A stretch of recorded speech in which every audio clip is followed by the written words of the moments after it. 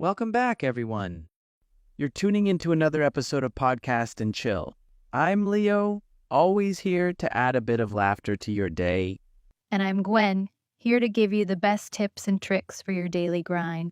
Today we're diving into a topic that resonates with many of our listeners. Yes, we're talking about the classic dilemma. I can understand English, but I can't speak it well. It's a frustrating situation for many learners out there. Absolutely, Gwen. But fear not, folks.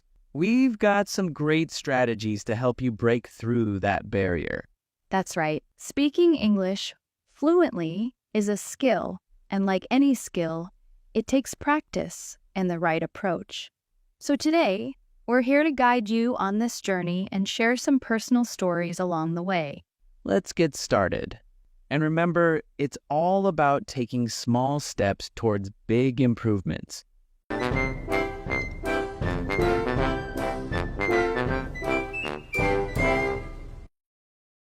So, let's dive into this listening-speaking gap. Why do you think it exists, Gwen? Great question, Leo. One main reason is the lack of practice. Many learners listen a lot, but don't get enough speaking practice. That makes sense. Listening is passive, but speaking is active. You need to actually use the language to improve speaking skills. Exactly, Leo.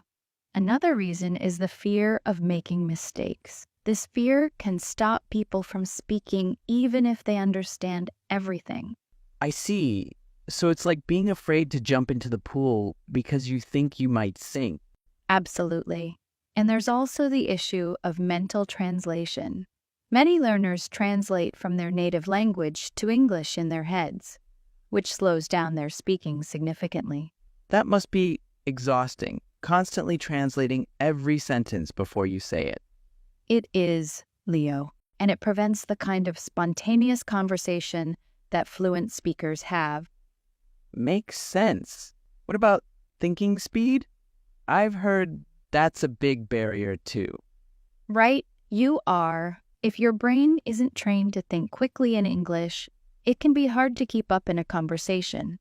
So it's really about building that mental agility to switch between languages seamlessly. Yeah, and that takes us back to the practice.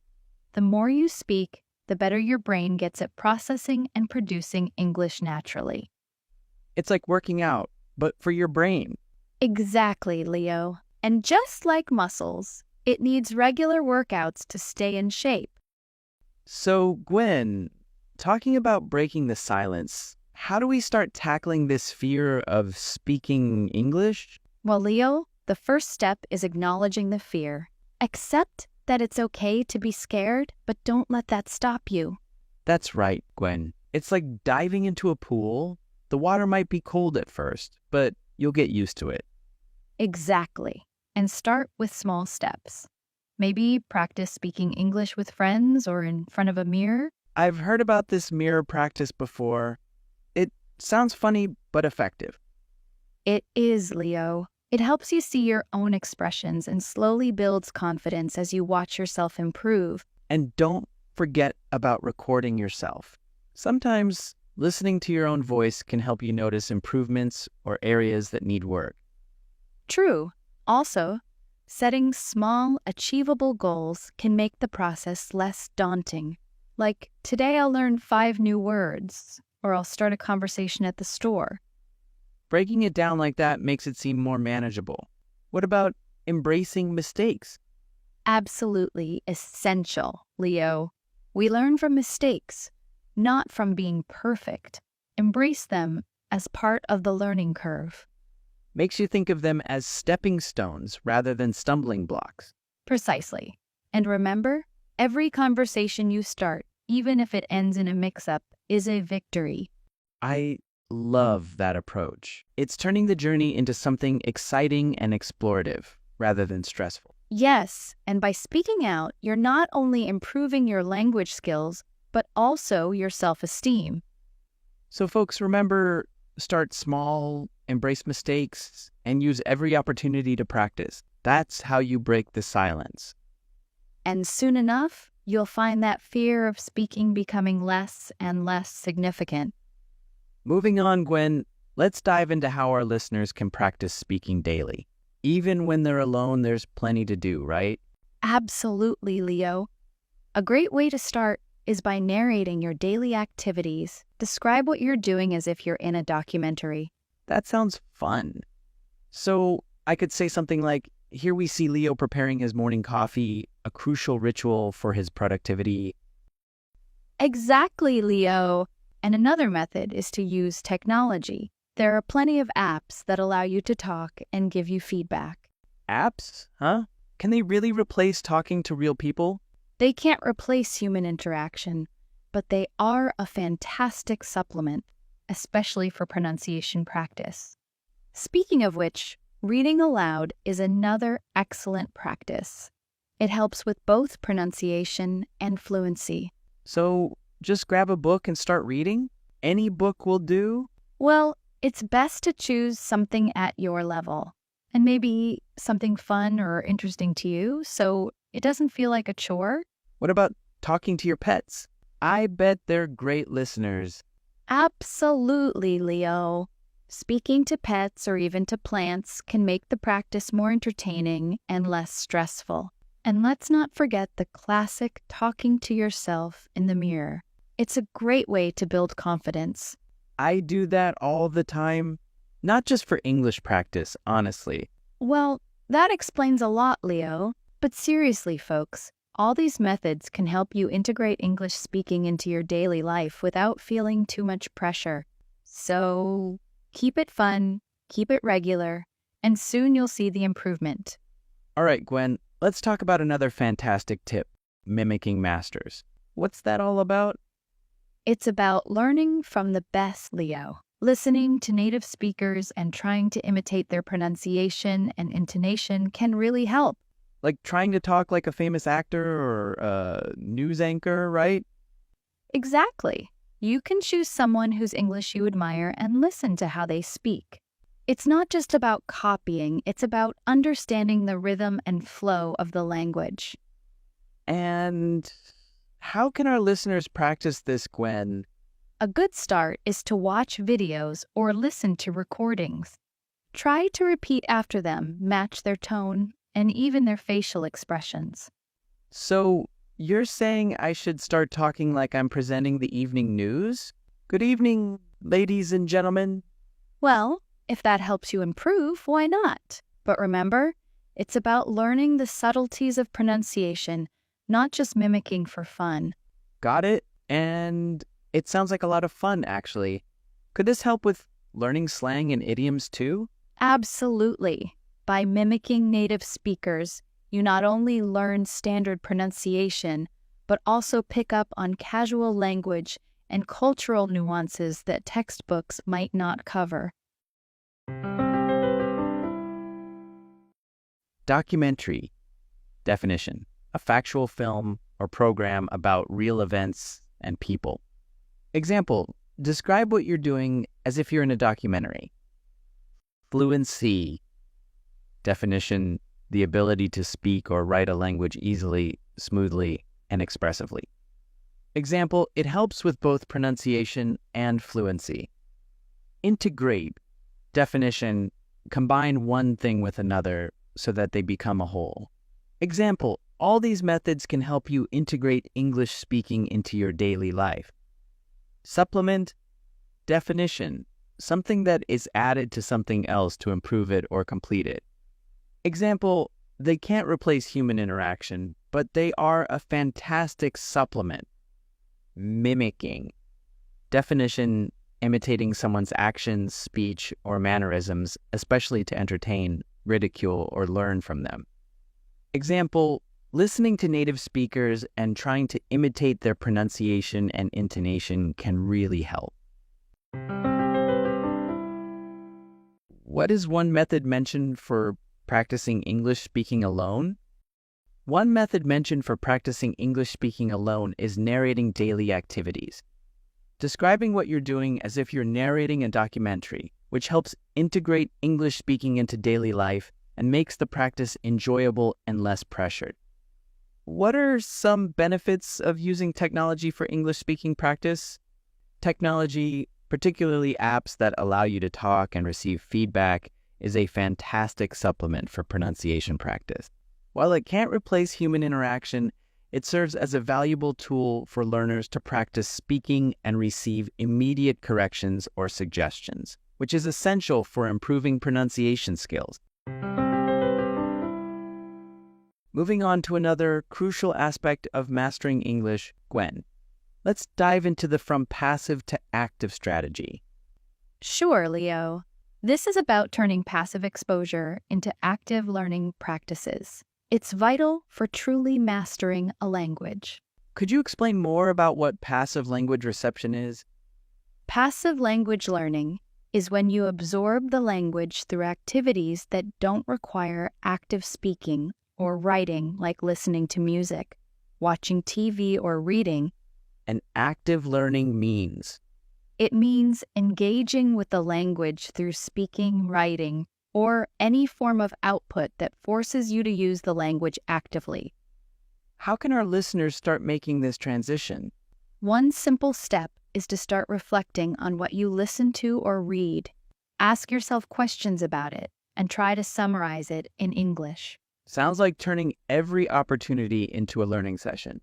Exactly. Also, instead of just listening passively, try to repeat phrases and even shadow speakers to practice pronunciation and intonation. I guess turning on subtitles while watching shows could help too, right? Definitely. It's a great way to connect spoken language with written words and helps reinforce learning. What about turning passive book reading into active learning? After reading a chapter, write a short summary or discuss it with friends in English. Even better, post your thoughts online to get feedback. That sounds quite engaging and definitely pushes you to use English in a practical way. Yes, and don't forget to actively learn vocabulary. Instead of just memorizing, use new words and sentences and try to use them in daily conversations. That must make the learning process much more dynamic and memorable. Absolutely, Leo. It's all about making your brain work actively with the language. So, Gwen, let's talk about how to kickstart a conversation. This can really help our listeners engage with native speakers. Absolutely, Leo. Initiating conversation is often the hardest part, but it's crucial for practicing your English. What are some good conversation starters that our listeners could use? One effective starter is asking about local food recommendations. It's something everyone loves to talk about. That's true. Everyone has an opinion on where to find the best pizza or burger. Another one is asking about what shows or movies they would recommend. It's a great way to learn about cultural preferences, too. Sounds like it could lead to some interesting discussions. Definitely. Discussing hobbies is also a great starter. You can ask, what do you like to do in your free time? That could really open up the conversation. Plus, it's a great way to find common interests. Asking about travel experiences is another good one. Have you traveled anywhere exciting recently? People love sharing their travel stories. It might even give our listeners tips for their own travels. Yes, and for those who are a bit shy, starting with a compliment can ease into a conversation gently, like commenting on a piece of clothing or a gadget. That's a smooth way to get chatting. Just make sure it's genuine. Right. And remember, the goal is to keep the conversation going. Use open-ended questions that require more than a yes or no answer. Can you give an example of an open-ended question? Sure, like asking, what did you think about the event last night? Instead of, did you go to the event last night? That makes a lot of sense. It invites a story rather than a simple response. Exactly. And don't forget, the more you practice these conversation starters, the easier they will become. That's encouraging. Our listeners should definitely give these a try. Thanks for all these great tips, Gwen. You're welcome, Leo. Remember, it's all about taking that first step and just starting the conversation. moving on to the most crucial aspect of speaking English confidence. Let's dive into why it's so essential. Absolutely, Leo. Confidence isn't just about feeling good. It directly impacts how effectively we can communicate in a new language. So, you're saying it's a kind of self-fulfilling prophecy, right? If you believe you can speak well, you just might. Exactly. When we feel confident, we're less likely to hesitate or second-guess ourselves, which leads to smoother and more fluent conversations. But how does one build that confidence, especially if they're just starting out? It starts with setting realistic goals. Don't expect to be perfect. Focus on progress and celebrating small victories. Like understanding a full movie in English or having a conversation without translating in your head? Right, those are great examples. And remember, each little step builds your confidence over time. I suppose making mistakes is part of the process too, right? Absolutely. Making mistakes and learning from them is key. It means you're trying, which is better than not speaking at all. And getting feedback from others can help too, right? Yes, feedback is incredibly valuable. It helps you understand what to improve and reinforces that you're on the right track. Sounds like building confidence in speaking English is a lot about mindset and practice. Exactly, Leo. It's all about embracing the journey and not being afraid to express yourself. The more you speak, the more natural it becomes. That's very encouraging. It makes me want to go out and start chatting with everyone. And you should, Leo. Every conversation is a step towards fluency. Crucial. Definition: extremely important or necessary. Example: moving on to another crucial aspect of mastering English, Gwen. Transition. Definition: the process or a period of changing from one state or condition to another. Example: how can our listeners start making this transition? Reflecting. Definition: thinking deeply or carefully about. Example: one simple step is to start reflecting on what you listen to or read. Engaging. Definition: charming and holding the interest or attention of. Example: that sounds quite engaging and definitely pushes you to use English in a practical way. Initiating. Definition: causing the beginning of something. Example: so, Gwen, let's talk about how to kickstart a conversation. What is the difference between passive and active language learning? Passive language learning involves absorbing the language through non-interactive activities like listening to music, watching TV, or reading, where no active use of language is required.